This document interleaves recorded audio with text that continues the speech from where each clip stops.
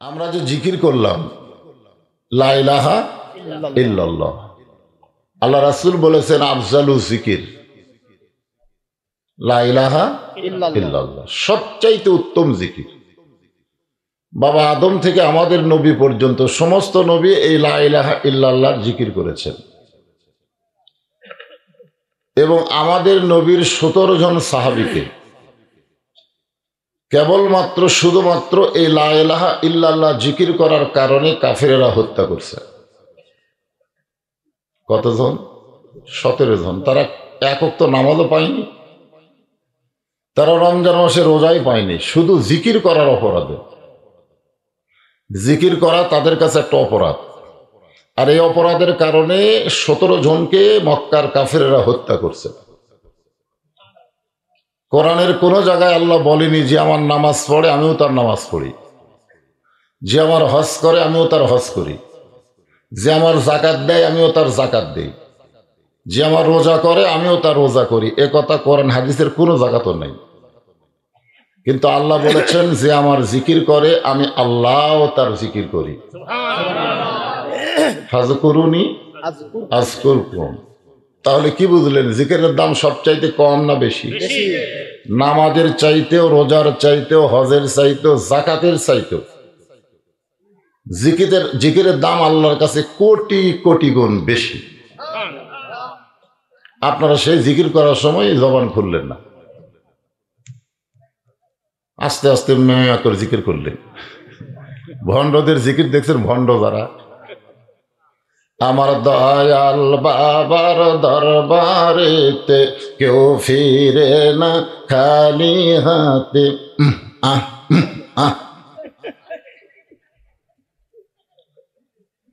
এই শিরকি জিকির, দয়াল বাবার দরবারেতে কেউ ফিরে না খালি হাতে, ওর কে যা মশান ভাই।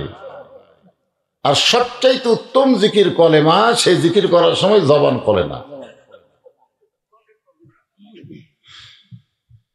এই জিকিরটা শেষ করার পরে আমরা বললাম মুহাম্মাদুর রাসূলুল্লাহ। এই মুহাম্মদ রাসূলুল্লাহ যখনই উচ্চারণ করলাম, আমি যদি উচ্চারণ নাও করি, কেউ করলো আমি শুনলাম, সঙ্গে সঙ্গেই বলতে হবে সাল্লাল্লাহু আলাইহি ওয়াসাল্লাম। আপনি যে জিকির করলেন না, এই জিকিরের যে সওয়াব হলো, এই সওয়াবটা কিন্তু আপনার ডান কাঁধের ফেরেশতা লিখে ফেললো। কিন্তু আপনি যে দরুদ পড়লেন, এই দরুদের নেকি ফেরেশতাদের লেখার ক্ষমতা নেই। আপনি কোটি কোটি বার দরুদ পড়েন, একটা নেকিও ফেরেশতারা লিখতে পারবে না। এখানে একদল ফেরেশতা আল্লাহ মোতায়েন করে রাখছে, আপনি যখনই দরুদ পড়বেন, মুখের দরুদ শেষ হওয়ার সঙ্গে সঙ্গে ওই ফেরেশতাগুলো রাসূলের রওজা মোবারকে আপনার নামে, জায়গার নামে দরুদগুলো পৌঁছায়া দিবে। কারণ দরুদের এত ওজন, ফেরেশতারা এটা লিখতে পারে না, এটা জমা দেয়। জোরে কোন কি দেয়? জমা দেয়। কার কাছে? আল্লাহর কাছে না, রাসূলের কাছে।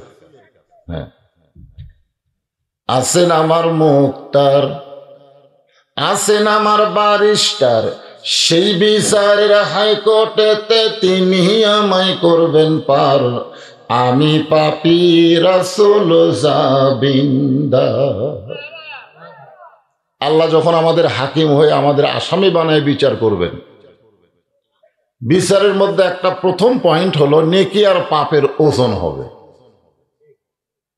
কিসের ওজন হবে? নেকি আর পাপ। এই ওজন করার পরে দেখা যাবে নেকির চাইতে পাপ অনেক বেশি। আমরা যারা এখানে বসে আছি, আপনারা সহ, আমি বক্তা, সভাপতি, সবাই, আমাদের নেকির চাইতে পাপের চাইতে নেকি বেশি হবে এরকম কেউ আছেন? বর্তমানে বাংলাদেশে যে পরিবেশ চলতেছে, এই পরিবেশের নেকি কামাই হচ্ছে কিন্তু রাখা যাচ্ছে না। যেরকম আপনারা খুব কামাই করতেছেন কিন্তু টাকা জমা রাখা যাচ্ছে না, জিনিসপত্রের দাম বেশি। দরকার কথা ঠিক কিনা? এই যে আপনারা কোরআনের মাহফিলে বসে, জান্নাতের বাগানে বসে নেকি কামাই করতেছেন, এই নেকিটা রাখা যাবে না যদি ফজরের নামাজ জামাতে আদায় না করেন। কি আর সবাই ঠিক কয় না? কোরআনের মাহফিলে বসে ওয়াজ শোনা। আল্লাহ কোরআনই বলেছেন, মা আসাবাকা মিন হাসানাতিন ফামিনাল্লাহ। আমার বান্দা বান্দির দ্বারা যেগুলো ভালো কাজ হয় এ কাজ বান্দা বান্দি করে না, বরং আমি আল্লাহই করাই। তাহলে কোরআনের মাহফিলে বসা এটা ভালো কাজ না খারাপ কাজ? এই ভালো কাজ কি আপনারা করলেন না আল্লাহ করালো? আল্লাহ যেই কাজ করালো এই কাজের যে নেকি এটাও আমরা রাখবার পারতেছি না। পরিবেশ খারাপ। কি খারাপ? পরিবেশ খারাপ। কারণ মুয়াজ্জিনের আযান দিয়ে চেতন পাওয়া যাবে না যতক্ষণ পর্যন্ত নামাজের বিধান চালু না হবে। জোরে বলেন কথা ঠিক কিনা?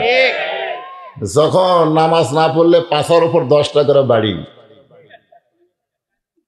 প্রত্যেক গ্রামে গ্রামে পুলিশ ধরবে বেনামাজিদেরকে, ঠিক কিনা বলেন? এখন ভালো মানুষ পুলিশের ভয় চোরগুলো সিনা টান করে ঘুরে বেড়ায়। জোরে কথা ঠিক কিনা? চোরগুলো বলে আমার দল ক্ষমতাত আছে রে, চিনিস? আসলে কোন দল ক্ষমতাত নাই, ক্ষমতাত কে আছে? আল্লাহ।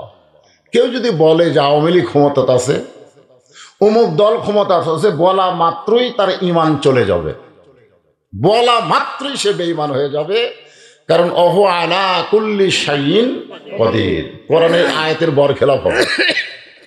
সকল বিষয়ের উপরে একমাত্র ক্ষমতাকার আল্লাহ। আরো জোরে বলেন, হ্যাঁ আল্লাহ। তো এখন ব্যাপার হলো, এই যে দরুদ শরীফগুলো রাসূলের কাছে জমা দিল, নেকি আর পাপ ওজন করার সময় এই দরুদগুলো নাই, নেকির চাইতে পাপ বেশি। আমি বক্তারও যা, আপনাকেও তাই। ফেরেশতারা ধাক্কায় ধাক্কায় আমাদেরকে জাহান্নামে নিয়ে যাবে। ধরে কোন কোথায় যাবে? আমরা কি জাহান্নামে যাবার চাবো? কেউ যাবার চাই না। এই নামাজ না পড়লেও জান্নাতে যাবার চাই। ধরে কোন কথা ঠিক কিনা? অথচ পাগলা জানি না আসসালাতু মিফতাহুল জান্নাহ, নামাজ হচ্ছে বেহেশতের চাবি। নামাজ নাই, ওই জান্নাত পালেও তো ঢুকতে পারবে না। ধরে কোন কথা ঠিক কিনা?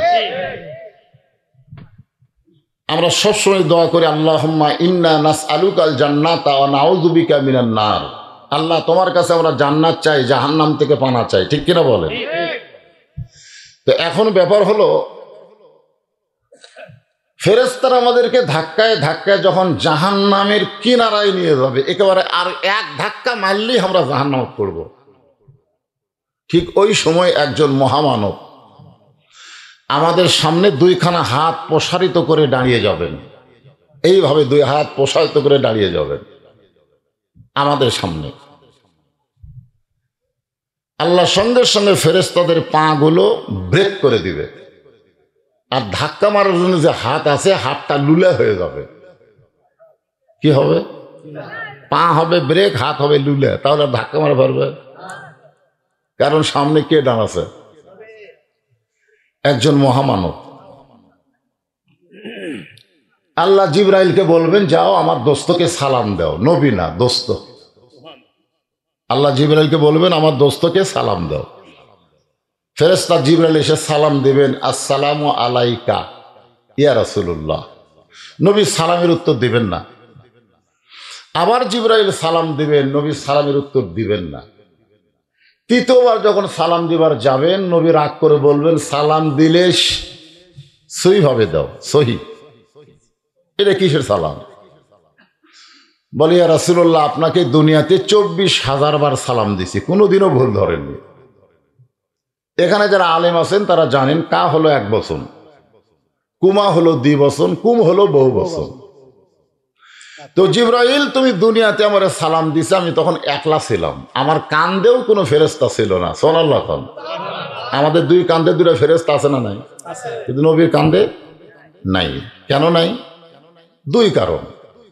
1 নম্বর কারণ হলো, ফেরেশতা জিবরাইল যখন লাইলাতুল মেরাজে নবীর ঘরে এসে দেখে নবী ঘুমায় আছে, আল্লাহকে বলতেছে, আল্লাহ যেই নবীকে আমি নিয়ে যাব আপনার আরশে, সেই নবীতে ঘুম পাড়ে। আল্লাহ কয়, ডাক দাও, চেতন করো। ফেরেশতা জিবরাইল বললেন, কিভাবে চেতন করব? রাসূল বললেন, তোমার জিহ্বা বের করে নবীর পায়ের তালুতে শুরু করে দাও। ফেরেশতার সর্দার জিবরাইল জিহ্বাটা বের করে নবীর পায়ের তালুতে শুরু করে দিবে। সেই নবীর কান্দে চড়ার মতন কোন ফেরেশতার যোগ্যতা আছে? আর 2 নম্বর কারণ হলো, নবী কি লিখবে? পাপও নাই, পণ্যেরও দরকার নেই। জোরে কোন কথা ঠিক কি না? নবী নবী। এখন ব্যাপারটা হলো, ফেরেশতা জিবরাইলকে রাসূল বলবেন যে তুমি যে সালাম দিচ্ছ দুনিয়ার সালাম, আসসালামু আলাইকা, তাহলে আমার সামনে আমি যাদের সামনে দাঁড়িয়ে আছি এদেরকে বাদ দিলা কেন? শুধু আমি নবীর উপরে রহমতের দোয়া করো, কিন্তু যাদের সামনে আমি হাত বাড়ায় দাঁড়িয়ে আছি তাদেরকে বাদ দিলা কেন? ফেরেশতা জিবরাইল বলবে, হে রাসূলুল্লাহ, এদেরকে সালাম দিয়া কোনো লাভ নাই, কারণ এদের নেকির চাইতে পাপ বেশি, এরা জাহান্নামের রায় পেয়ে গেছে, এদেরকে আর সালাম দিয়ে কোনো লাভ নাই। আল্লাহ রাসূল বলবেন তখন, এই মনোযোগ দিয়ে শোনেন, যে সালাম দেওয়ার সময় জিবরাইল তুমি আমার উম্মতকে বাদ দিয়া সালাম দাও। নেকি আর পাপ ওজন করার সময় আল্লাহ আমাকে বাদ দিয়া আমার উম্মতের নেকি পাপ ওজন করে। এই বিচার আল্লাহ করতে পারে, কিন্তু আমি রাসূল এই বিচার মানি না। আমি আল্লাহর আদালতে উম্মতের ব্যাপারে আবার আপিল করলাম। সুবহানাল্লাহ। ফেরেশতা জিবরাইল খালি থরথর করে কাঁপা শুরু করবে যে আল্লাহর আদালতে আপিল চলবি? এটা কি বাংলাদেশের জজ কোর্ট? এটা কি হাইকোর্ট? এটা কি সুপ্রিম কোর্ট? আজকে বাংলাদেশের মানুষ কি কয়, তোর বিচার আল্লাহ করবি রে। জোরে কোন কথা ঠিক কিনা? এটা কেন বলে? কারণ ন্যায় বিচার পাচ্ছে না। আমার আগেকার বক্তা খালি ন্যায় বিচারের উপরে ওয়াজ করে গেল, কিন্তু ন্যায় বিচার হচ্ছে না। সঙ্গে সঙ্গে আল্লাহ বলবেন, হাবিব, আপনি আপনার উম্মতকে এত ভালোবাসেন আর আমি আপনাকে এত ভালোবাসি, এই ভালোবাসাবাসীর কাছে আপনার আপিলকে গ্রহণ করে নিলাম। ভালোবাসাবাসী মানে নবী উম্মতকে ভালোবাসে, আল্লাহ নবীকে ভালোবাসে। তখন রাসূল কি বলবেন জানেন? এই শোনেন, মনোযোগ দিয়ে শোনেন। বলবেন যে আমি সামনে সামনে যাই, তোমরা আমার পিছনে আসো। বুঝানোর জন্য বলতেছি, প্রথম আমার নেকি আর পাপ ওজন দেওয়া হবে, কারণ আমি বক্তা। দেখা যাবে নেকির চাইতে পাপ বেশি। আল্লাহ বলবেন, দেখেন তো আমি কি বিচার ভুল করছি? আল্লাহর নবী বলবেন, আল্লাহ আমার উম্মতের নেকি নেকির পাল্লা দিয়েছেন, পাপ পাপের পাল্লা দিয়েছেন, কিন্তু আমার কাছে দরুদ পড়ছে সেইটা যে আমার কাছে জমা আছে, এইটার খবর কি? সঙ্গে সঙ্গে নবীর কাছে আমরা সারা জীবন যে দরুদ পড়ছি, এই দরুদগুলো নেকির পাল্লায় তুলে দিবেন, সঙ্গে সঙ্গে নেকির পাল্লার ওজন বেশি হবে। কারণ দরুদ ইবাদত না, দরুদ হলো মহাব্বত। নামাজ, রোজা, হজ, যাকাত সব কি? ইবাদত। আর দরুদ শরীফ মহাব্বত। আল্লাহ রাসূলের একটা বয়ানে বলেছেন যে আমার সমস্ত উম্মতের ইবাদতের নেকি যদি এক পাল্লায় দেওয়া হয়, আর আবু বকরের এক রাতের, কয় রাতের? এক রাতের মহব্বতের নেকি যদি অন্য পাল্লায় দেওয়া হয়, ইবাদতের নেকির চাইতে মহব্বতের নেকির ওজন বেশি হবে। নবীর উম্মতের কাছে আমি জানতে চাই আপনাদের কাছে, আবু বকর রাদিয়াল্লাহু ওই রাতে নামাজ পড়ছে? কোরআন শরীফ পড়ছে? জিকির করছে? কি করছে? হ্যাঁ, এই জন্য তো রাসূল বলেছেন, লা ইউমিনু আহাদুকুম হাত্তা আকুনা আহাব্বা ইলাইহি মিন নাফসিহি। তুমি ততক্ষণ পর্যন্ত প্রকৃত মুমিন হতে পারবা না যতক্ষণ পর্যন্ত তোমার জীবনের চাইতে আমি রাসূলকে মহব্বত না করবে। আজকে আমরা সবাই ঠিক শব্দটাও বলতে পারলাম না। আপনি আপনার জীবনকে বেশি মহব্বত করেন না রাসূলকে? এটা মুখে বলে হবে না তো, এটা আমলের মাধ্যমে প্রকাশ করা লাগবে। আল্লাহ কোরআনে বলেন, কুল, হে রাসূল আপনি বলেন, ইন কুনতুম তুহিব্বুনাল্লাহ ফাত্তাবিউনি ইউহিব্বুকুমুল্লাহ ওয়া ইয়াগফির লাকুম যুনুবাকুম ওয়াল্লাহু গফুরুর রহিম।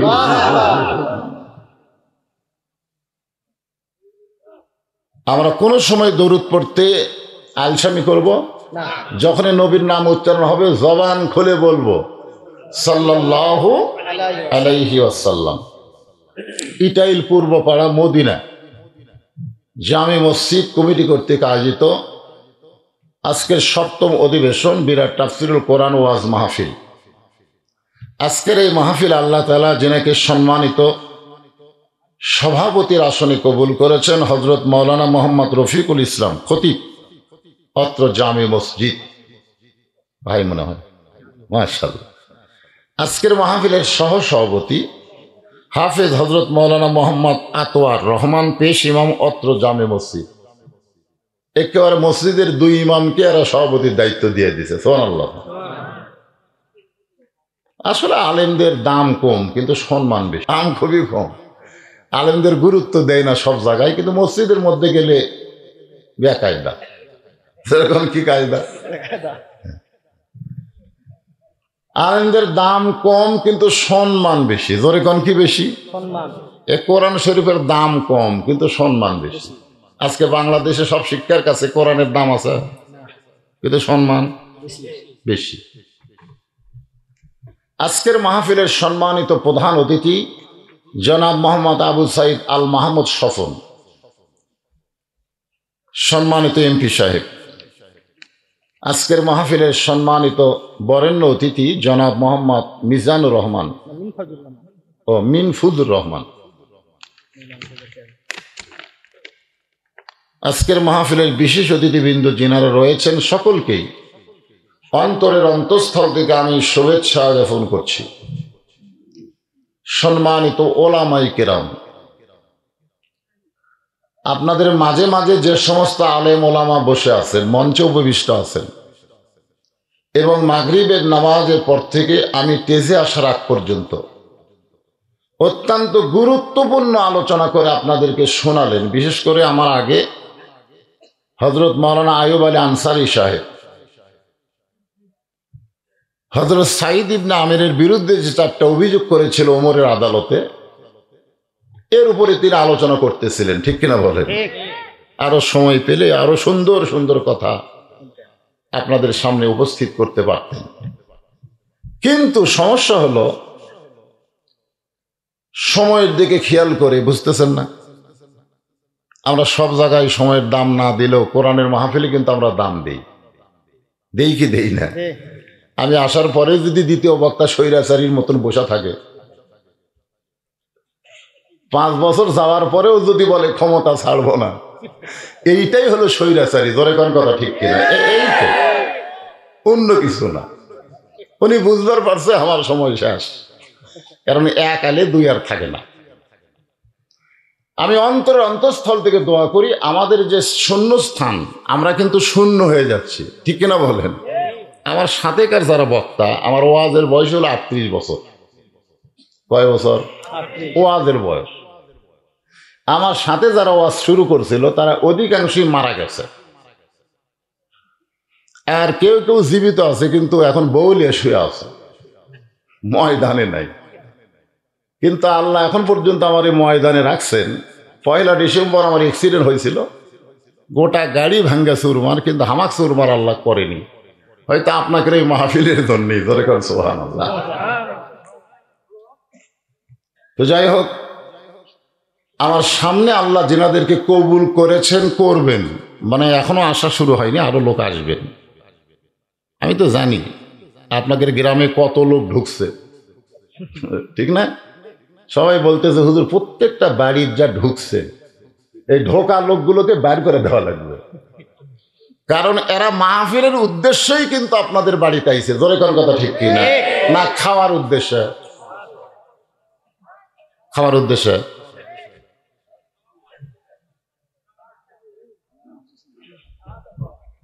কুত্তার বাচ্চা ফুটফুটা সুন্দর। আমি চিন্তা করলাম, কে রে, আল্লাহ কোরআনে 4 বার শপথ করছেন। কয়বার? ওয়াত্তিন ওয়াজ্জাইতুন ওয়াতুরি সিনিন ওয়া হাযাল বালাদিল আমিন চারটা শপথ করে আল্লাহ বলতেছেন, লাকাদ খালাকনাল ইনসানা ফি আহসানি তাকবীর। মানুষের চেহারা সবচাইতে সুন্দর, এ কথা কার? আল্লাহ। কিন্তু গানে কি কইছে? কুত্তার বাচ্চা। এই গানটার পরের লাইনে কি বলছে? ডাল সোর তেল সোর। আজকে খাওয়া দাওয়া করে মাহফিলে না আইসা যারা বাড়িতে গল্প করতেছে, এরা সুম্মা রাদাদনাহু আসফালা সাফিলিন। আল্লাহ সুন্দরের কথা বলার সাথে সাথে পরের আয়াতে বলে কর্মদোষে এরা কুত্তার চাইতেও শুয়োরের চাইতেও জঘন্য। আত্মীয়র বাড়িতে খাওয়া দাওয়া করে ল্যাব গরম করতে যা, আল্লাহ বলতেছে তোমরা মানুষ না, তোমরা হলো কুকুর শুকুর। জোরে কোন কথা ঠিক কিনা? সুম্মা রাদাদনাহু আসফালা সাফিলিন, মানে এর চাইতেও খারাপ। আমি এক ওয়াজে বলছিলাম, ফজরের নামাজ বাদ দিয়ে ঘুম পাড়ে যারা, সাইড ঠিবে কুত্তার সাইজ, এই কথাটা কেবল বলছি।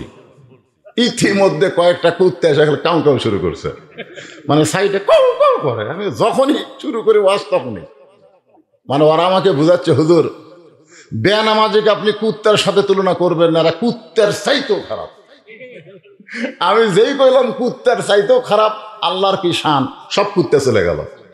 ওরা বুঝাই দিল কুত্তার চাইতে ওরা খারাপ। কি বুঝতেছেন? খাওয়া দাওয়া কুত্তা। এরপরেও মাহফিলে আসলো না, কুত্তার চাইতে ভালো। কুত্তা তাও খাইয়ে দেয় নেব লড়াই। ইনশাল্লাহ আসবে, ওয়াশ শুরু করলেই চলে আসবে। কেবল তো ওয়াশ হচ্ছে, ওয়াশ। এরপরে হবে ওয়াশ। আগে ওয়াশ না করলে একটা গিলাসে পানি দিবেন, সেই গিলাসটাকে ভালো করে ধোয়া লাগবে না? আপনি কোন ধোয়া লাগবে কি লাগবে না? গিলাসের মধ্যে ময়লা দিতে পানি খান, তখন কি খাবে? এই আগে গিলাসটা ওয়াশ কর, গিলাসটাকে ধো। তো আগে আপনাকে ধোয়া লাগবে, ধোয়া বোঝেন? ওয়াশ করা, ওয়াশ। এরপরে হবে ওয়াশ। পর্দার অন্তরালে যে সমস্ত মা বোনেরা বসে আছেন, আমি আমার অন্তরের অন্তঃস্থল থেকে আপনাদের সবাইকে শুভেচ্ছা জ্ঞাপন করছি। এই মুহূর্তে আর একবার জানতে চাচ্ছি আপনারা সকলে কেমন আছেন? আলহামদুলিল্লাহি রাব্বিল আলামিন। মাইকের সাউন্ডটা চন করে না বাজান। জি জি জি, এটাই হচ্ছে সৌজন্যবোধ।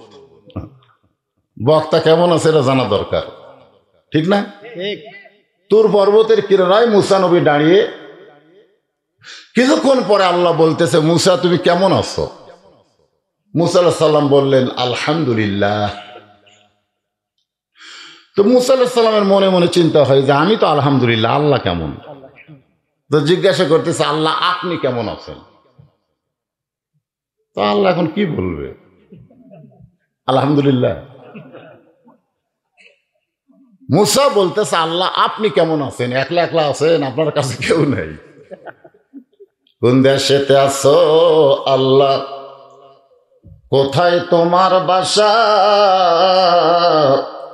নীরবে বসিয়া তুমি দেখতেছো তামাশা। আল্লাহ বললেন, মুসা আমি আল্লাহ কেমন আছি যদি জানবার চাও, ইযহাব ইলা ফিরআউন ইন্নাহু তাগা। আমি আল্লাহ কেমন আছি যদি জানবার চাও, তাহলে ফেরাউনের কাছে যাও। কার কাছে? ফেরাউন। আচ্ছা, আল্লাহ কেমন আছে ওটা ফেরাউনের কাছে যাওয়া লাগবে কেন? আজকে মৌলানারা কেমন আছে ওটা আপনারা জানেন না? জোরে কোন জানেন কি জানেন না? তারপরও জিজ্ঞাসা করতেছে, হুজুর কেমন আছেন? আলহামদুলিল্লাহ। তো আল্লাহ কেমন আছে জানার জন্য মুসা নবী ফেরাউনের দরবারে গেছে, আল্লাহ কেমন আছে। তো যায়া দেখে ফেরাউন সিয়ারত বসা জিকির করতেছে, আনা রব্বুকুমুল আলা, আমি হলাম সবচাইতে বড় আল্লাহ। মুসা আলাইহিস সালাম চিন্তা করে, এখনই তুর পর্বতে যার সাথে কথা বললাম সেটা কে আর এইটা কে? এখনই তুর পর্বতে কার সঙ্গে কথা হচ্ছে? আর যাই দেখতেছে সিয়ারত বসে একজন আল্লাহর দাবি করতেছে। কিছুক্ষণ আগেই কিন্তু আমি কোরআন শরীফ দেখে আপনাদের এখানে আইছি। এই কোরআন কার? আল্লাহ। তাহলে আল্লাহর মাহফিলে আল্লাহর কোরআনের কথা হবে, জোরে কোন ঠিক কিনা? কিন্তু আইসা যদি দেখি না হুজুর এটা চলবি না, এটা চলবি না, ডাক্তার হয়ে রুগীকে বলতেছে এই ওষুধ লাগবে, রুগী বলে লাগবে না, খালি প্যারাসিটামল দাও, মাথার বিষ তো। আজকে আমাদের অবস্থা হয়েছে তাই, এক ওষুধ দিয়ে সব রোগ সারাবার চাই। অথচ আল্লাহ কোরআনে বলেন অনুনাজ্জিলু মিনাল কুরআনি মা হুয়া শিফাউ ওয়া রাহমাতুল লিল মুমিনিন।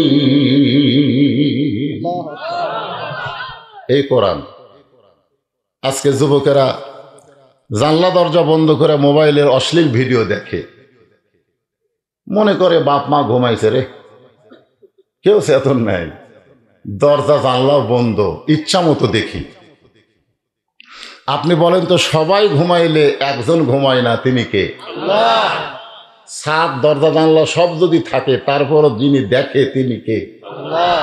শুধু এই বিশ্বাসটা যদি যুবকদের থাকতো, কেউ না দেখলেও আল্লাহ দেখতেছে আর ফেরেশতারা লিখতেছে, তাহলে বাংলাদেশের কোনো যুবক অন্যায় অশ্লীলতা করতে পারত না। জোরে কোন ঠিক কিনা? আমি যুবকদের টার্গেট করলাম এই কারণে, কারণ যখন চামড়া ঢিল হয় তখন মানুষ আল্লাহর সাথে মিল দিতে বাধ্য হয়ে যায়। জোরে কোন ঠিক কিনা? বুড়া হোসেন একটা সুন্দরী মেয়ে গেলেও কয় চোখের পাওয়ার নাই ভাই রে, কি দেখবো।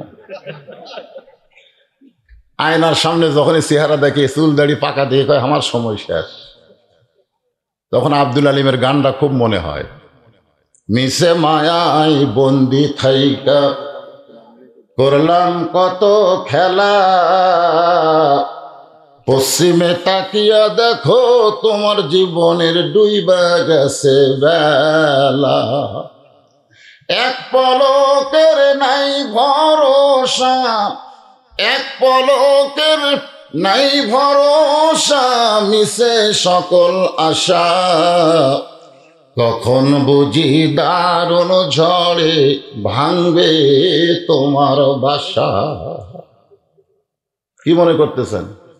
হ্যাঁ, তো এখন যে আলোচনাটা আপনাদের সামনে উপস্থাপন করা হবে, এখানে বিষয় থাকবে মাত্র 4টা। জোরে কোন কয়টা? 1 নম্বর হলো ঈমান, 2 নম্বর আল্লাহর ভয়, 3 নম্বর সব সময়, আর 4 নম্বর মুসলমান না হয়ে মরণ নয়। আমি সে আয়াতে কারিমা আপনাদের সামনে তেলাওয়াত করেছি, এর উপরে এখন তাফসির হবে। খুব খেয়াল করবেন। 1 নম্বর হলো ঈমান। জোরে কোন 1 নম্বর কি? ঈমান। ঈমান যদি না থাকে আপনি যতই ভালো কাজ করেন কাম হবে না। 3টা মানুষের নাম আমি আপনাদের বলবো। একটা হলো নবীর চাচা আবু তালেব। আপনারা বলেন তো আবু তালেবের মতন ভালো মানুষ কেউ ছিল? আল্লাহ রাসূল কি বলেছেন? রাসূল বলেছেন মায়ের পেটে আমি এতিম হয়েছি, কিন্তু দুনিয়াতে আসার পর আমি এতিম ছিলাম না। সাহাবীরা জিজ্ঞেস করলেন, রাসূলুল্লাহ মায়ের পেটে আপনি এতিম হলেন, কিন্তু দুনিয়াতে আসার পরে আপনি এতিম হলেন না, কারণ কি? আল্লাহর নবী বলেন আমার চাচা আবু তালেব আমাকে এমনভাবে লালন পালন করেছে, আমার বাবা নাই এটা কোনোদিন আমি বুঝতে পারিনি। অথচ এই মানুষটাও জাহান্নামে যাবে। কারণ কি? এই যে উত্তর দেয় না। কারণ কি? ঈমান নাই। সবচাইতে বড় দানবীর হলো দাতা হাতেম তাই, কিন্তু বেঈমান হওয়ার কারণে এত বড় দানবীর হয়েও জাহান্নামে যাবে। মহিলাদের জায়গা হচ্ছে না? আচ্ছা আচ্ছা আচ্ছা, চাপায় বসেন মা, আপনাকে ওয়াজ হবি তো। তো মহিলাকে ওয়াজ করে নি, কিন্তু আমি বুড়া মানুষ করাই লাগবে। আমার মায়েরা চাপা চাপা বসেন, আপনাদের জায়গা হচ্ছে না, একটু জমে জমে বসেন। মানে আসলে মহিলারা ওয়াজ শোনে বুঝলেন, কিন্তু ধরে না। এই সমস্যা হলো এই জায়গা, ওয়াজটা তো ধরা রাখবে কিন্তু ধরে না। আপনাদের খবর কি? আল্লাহ বলেছেন স্বামী না কথা আয় না, শুনতে হবে ধরার নিয়তে। কেউ যদি সারা জীবন খালি পড়ে সোর সোর সোর সোর সোর সোর, কিন্তু ধরে না, ওই গ্রামে কি চুরি কুম্বি? চোর ধরা লাগবে। আজকে আসুন আলোচনাটা শোনেন। ইমান। সাহাবীরা জিজ্ঞাসা করলেন, মা হুয়াল ইমান ইয়া রাসূলুল্লাহ, হুজুর ইমান সম্পর্কে একটু আমাদেরকে বলেন। আল্লাহর নবী বললেন, ইকরার বিল লিসান, জবানে বলতে হবে লা ইলাহা ইল্লাল্লাহ। তাসদিক বিল জানান, শুধু জবানে বললে হবে না, কলিজার মধ্যে জায়গা দেওয়া লাগবে। কলিজার মধ্যে ইমানের জায়গা যারা দিবে তাদের কাছে জীবনের চাইতে ইমানের মূল্য অনেক বেশি হবে। আপনাদের কাছে কিসের দাম বেশি, জীবনের না ইমানের?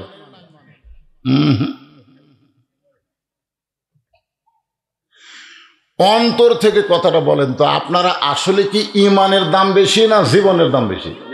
হ্যাঁ, এই ছোট মানুষ এই ভালো কথা।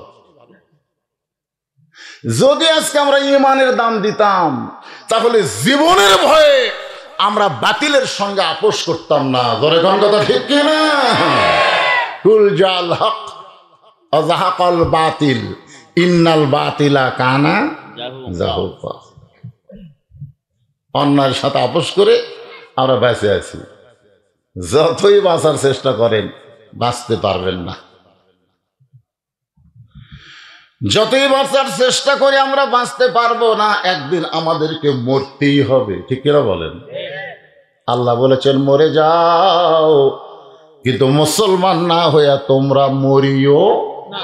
মুসলমান হইয়া মরাটা কি, কেমনে মরা যাবে, এই বিষয় নিয়েই তো আজ হবে। তাসদিক বিল জানান, কলিজার মধ্যে ঈমান।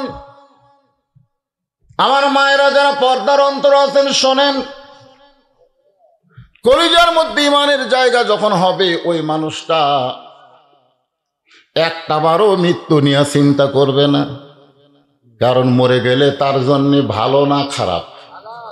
ইন্নাল্লাযীনা ক্বালু রাব্বুনাল্লাহু সুম্মা ইসতাকামু তাতানাজ্জালু আলাইহিমুল মালাইকা আল্লা তাখাফু ওয়া লা তাহজানু ওয়া আবশিরু বিল জান্নাতিল্লাতী কুনতুম তুআদুন। ঈমানকে গ্রহণ করে এর প্রতি যারা অটল থাকবে, তাসদিক বিল জানান, কলিজার মধ্যে ঈমানের জায়গা দিয়া এর প্রতি যারা ইস্তেকাম থাকবে, আল্লাহ বলেছেন তাদের কোনো ভয় নাই। আল্লাহ তাখাফ, তাদের কোনো ভয় নাই। ওয়ালা তাহজান, তাদের কোনো চিন্তা নাই। ও আবশিরু বিল জান্নাহ, মরার সঙ্গে সঙ্গে তাদেরকে জান্নাত বরণ করে নিবে। সুবহানাল্লাহ। দুনিয়ার মানুষ রাখা আসবে কবরে, কিন্তু তাদের দেহ কবরে থাকবে, কিন্তু ভিতরের পাখিটাকে আল্লাহ কবরে রাখবে না। ইল্লিন নামক জান্নাতের বাগানে আল্লাহ স্বাধীনভাবে ছেড়ে দিবে। সুবহানাল্লাহ। আমরা মরার ভয় করি, মুসলমান মরার ভয় করবে? আজকে ফিলিস্তিনের দিকে খেয়াল করে দেখেন, ফিলিস্তিন মুসলমান কি মরার ভয় করতে চায়? হ্যাঁ, আল্লাহর ঘর হেফাজতের জন্য একজন মা চিৎকার করে বলেছে, কাবা ঘর ধ্বংস করতে এসেছিল আব্রাহা, আল্লাহ তৈরান আবাবিল পাখি দিয়ে কাবা ঘরের হেফাজত করছে। সূরা ফিল পড়েন। হস্তি বাহিনীর অবস্থা কি হয়ে গেছে এখন বলেন তো, সে আল্লাহ আছে না নাই? তাহলে ইহুদির বাচ্চারা বাইতুল মুকাদ্দাসকে ধ্বংস করতে চায়, বাইতুল মুকাদ্দাসকে নাফাক করতে চায়। আল্লাহর কেউ আবাবিল পাখি আর নাই? আবাবিল পাখি খেয়ে মানুষ আছে, আছে সাইজ মতো মার হবে। যখন ফেরাউন মুসাকে আক্রমণ করলো, আল্লাহ কয় মুসা দৌড়াই। ফেরাউন কয় আমার ভয়ে মুসা দৌড়াই। মুসা বলতেছে, আল্লাহ তুমি দৌড়াবার কইলে আমি দৌড়াই, আর এই কয় আমার ভয়ে দৌড়াই। আল্লাহ কয় জাগা মতো যা, সাইজ মতো মার। জোরে কোন কথা ঠিক কিনা? সাইজ মতো মার হয়নি? আজও মুসার দলকে যে ফেরাউনের দলেরা ধাবড়ায়, আল্লাহ কয় দৌড়া, মায়ের হবি সাইজ মতো। জোরে কোন কথা ঠিক কিনা? হ্যাঁ, সাউন্ড হবি না, মায়ের হবি, তার সাউন্ড হবি না। একটু মনোযোগ দিবেন। তাসদিক বিল জানান, আমল বিল আরকান। ঈমানকে রাসূল বুঝাইলেন তিন ভাবে। একটা হলো জবানে বলতে হবে, কলিজার মধ্যে জায়গা দেওয়া লাগবে। আমলের মাধ্যমে প্রকাশ করা লাগবে। ঈমান গ্রহণ করার পরে ঈমানকে রাখার জন্যে 1 নম্বর আমলের নাম হইল নামাজ।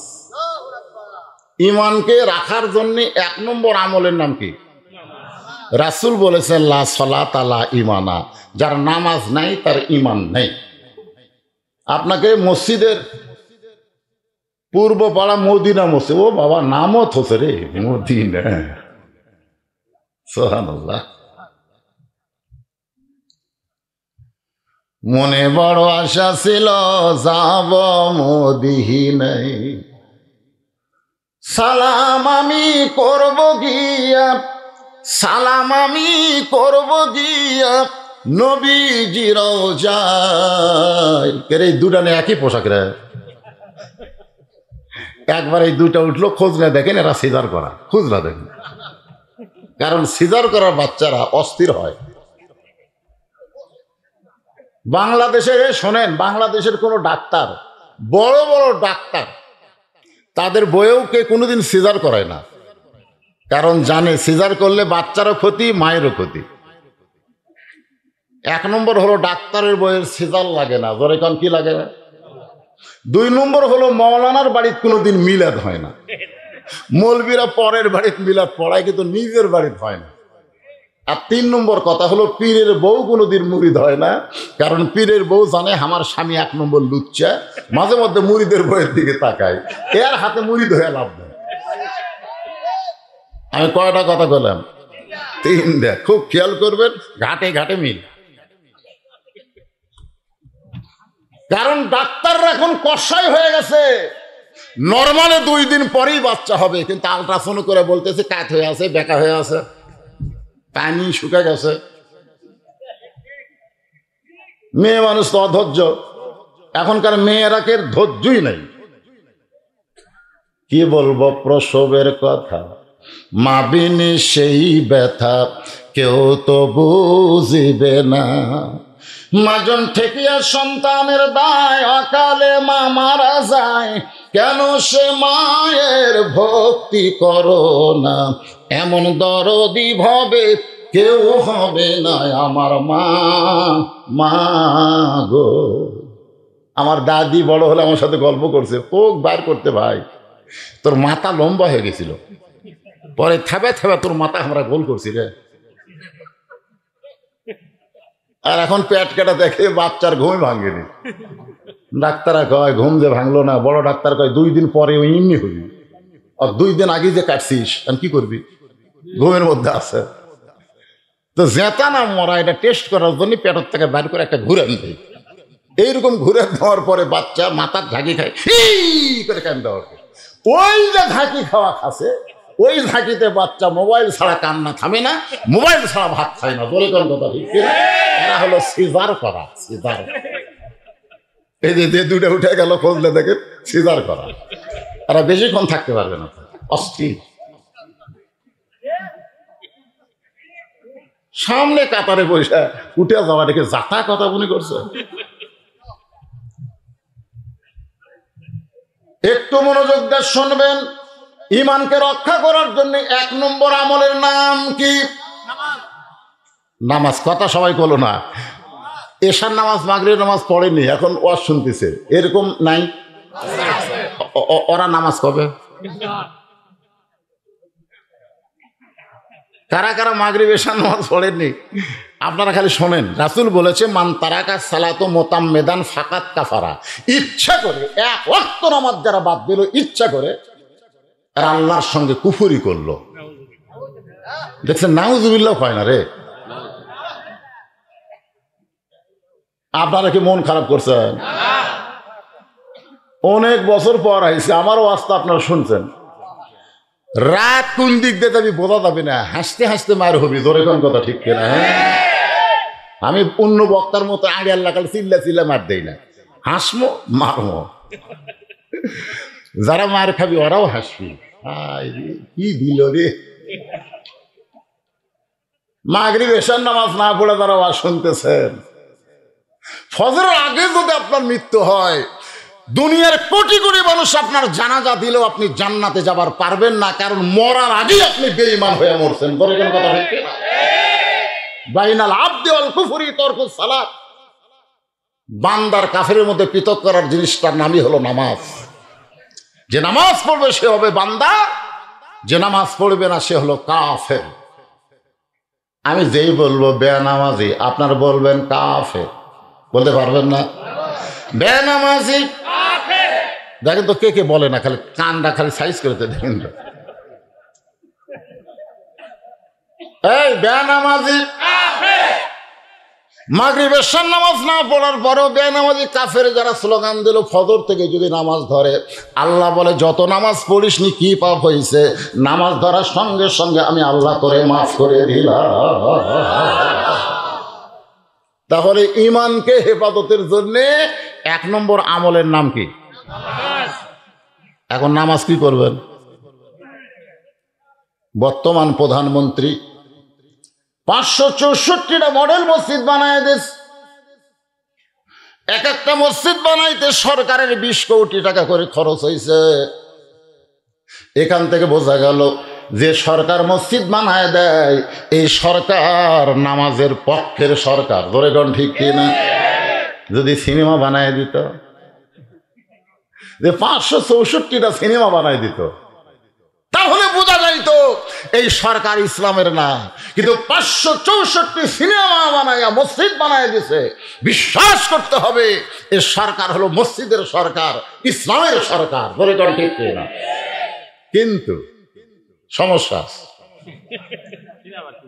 সমস্যা হলো মসজিদ আছে, মুসল্লি নাই। সরকারের দায়িত্ব হলো খালি মসজিদ বানানো না, মুসল্লিও বাড়ানো। এই জন্য আল্লাহ বলেছেন আল্লাযীনা ইম্মাক্কান্নাহুম ফিল আরদ। মুসলমানের মধ্যে কেউ যদি প্রধানমন্ত্রী হয়, সে যদি মুসলমান হয়, মুসলমানের মধ্যে কেউ যদি প্রেসিডেন্ট হয়, সে যদি মুসলমান হয়, তার 1 নম্বর দায়িত্ব হলো পদ্মা সেতু নির্মাণ করা। 1 নম্বর দায়িত্ব হলো বাল্য বিয়া বন্ধ করা। 1 নম্বর দায়িত্ব হলো রাস্তার উপর ওভারব্রিজ তৈরি করা, মেট্রো রেল ছেড়ে দেওয়া। এগুলো সবই দায়িত্ব, তবে 1 নম্বর না। 1 নম্বর দায়িত্ব হলো আকামুস সালাত, নামাজ কায়েম করা। ধরে কোন ঠিক কিনা? মসজিদ বানানোর সঙ্গে সঙ্গে সরকারের দরকার হলো আজান দেওয়ার পরে যেই সমস্ত যুবকেরা মসজিদের আশেপাশে ঘুরবে, ওদেরকে একটা ঘরে রিমান্ডে 5টার কাপড় খুলে সর পাটার উপর 10টা করে বাড়ি মারা লাগবে। ধরে কোন কথা ঠিক কিনা? কয়টা বাড়ি? 10টা। কাপড়ের উপর না, কাপড় খুলে। এই আইন যদি সরকার করত, আমার মতন মৌলানার নামাজের কোনো ওয়াজ করা লাগতো না। ধরে কোন কথা ঠিক না? 13 বছর মক্কাত নবী ওয়াজ করছে, 13 বছর। ওয়াজের রেজাল্ট হলো মাত্র 320 জন। 13 বছরে কয়জন? 320 জন। হিজরত করে মদিনার যায়া শুধু ওয়াজ করে নাই, ওয়াজের সাথে সাথে আমলের আইন চালু করলো। 8 বছর পরে 10,000 সাহাবী নিয়ে মক্কা বিজয় করলো। 8 বছরে 10,000 নিয়ে মক্কা তাইছে, আরো তো মদিনাত আসি। তাহলে 13 বছরে 320 জন আর 8 বছরে 10,000। বোঝা লাগবে বক্তার ওয়াজ দেয়া কাম হবে না, সরকারের আইন দেয়া কাজ হবে। ধরে কোন যদি আল্লাহর আইন হয়। কার আইন? আরো জোরে বলেন কার আইন? আকিমুস সালাত, নামাজ কায়েম করবার গেলে আকিমুদ্দিন, দিন কায়েম করা লাগবে।